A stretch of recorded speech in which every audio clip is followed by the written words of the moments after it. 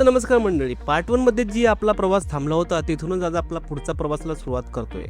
गाव मागे पडलं होतं आणि निसर्गाची खरी मजा आता पुढे होणार होती. आणि आम्ही शेवटी पोहोचलो नार्गेवाडी या छोट्याशा गावात. एकदम छोटंसं आणि शांत गाव, आणि विशेष म्हणजे पुरंदर किल्ल्याच्या पायथ्याशी वसलेलं. गावात शिरताच दिसत होते छोटी छोटी घरं, आजूबाजूला पसरलेलं हिरवळ आणि त्याच्या मागे उभ्या असलेले सुंदर डोंगर. इथं आल्यावर शहरापेक्षा गावाकडचं आयुष्य किती वेगळं असतं हे पुन्हा एकदा जाणवतं. गावाजवळ हे वातावरण एकदम निसर्गमय आणि शांत, ना कसली घाई ना कसला गोंगाट, तर आजूबाजूला हिरवळ आणि सुंदर शांतता. थोडा वेळ गावाजवळ थांबल्यानंतर आम्ही निघालो वरती, म्हणजे एका छोट्या टेकडीवरती. आम्ही प्रवास सुरुवात केली. वर जाताच वातावरण अजून सुंदर होत गेलं. आजूबाजूला थंडगार वारा, शांतता आणि सगळीकडे निसर्ग. इथं आल्यावर काही वेळासाठी शहर काम, रोजचे धावपळ आणि सगळं विसरून जावंसं वाटत होतं. ना इथं मोबाईलला रेंज, ना इथं इंटरनेट, ना इथं कोणाचं टेन्शन. आणि थोड्या वेळाने संध्याकाळ कधी झाली हे कळलंही नाही. दिवसभराचा प्रवास आणि निसर्गाच्या सानिध्यात गेलेला वेळ खूपच छान अनुभव होता. दुसऱ्या दिवशी सकाळी निघण्यासाठी सगळे मेंबर्स एकत्र कट्ट्यावर बसले होते. गप्पा गोष्टी मस्करी सुरू होती. अशा मुवमेंटमुळे प्रवासाची आठवण अजून खास बनत गेली. आणि हो, इतका सुंदर प्रवास झाल्यानंतर सेल्फी तर बनतोच.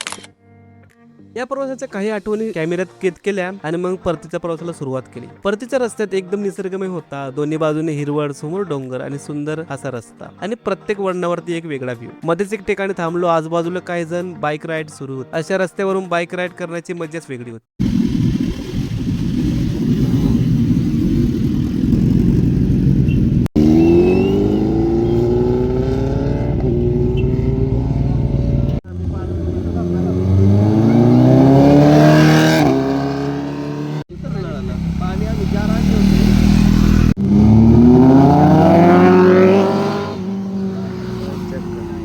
पण हळूहळू गाव मागे पळत गेलं आणि आम्ही शहराच्या दिशेने लागलो. आणि शेवटी पुन्हा शहर दिसायला सुरुवात झाली. म्हणजे निसर्गाच्या सुंदर जगातून आम्ही पुन्हा रोजच्या जगात परतलो.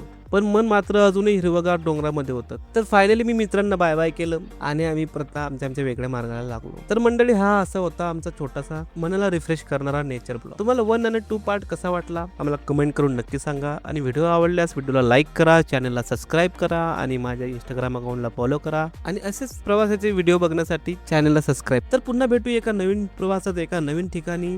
तोपर्यंत जय महाराष्ट्र.